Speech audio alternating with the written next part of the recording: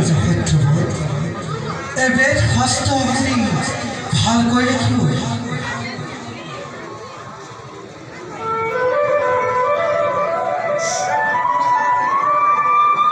বিপদত সকলোৱে আমাক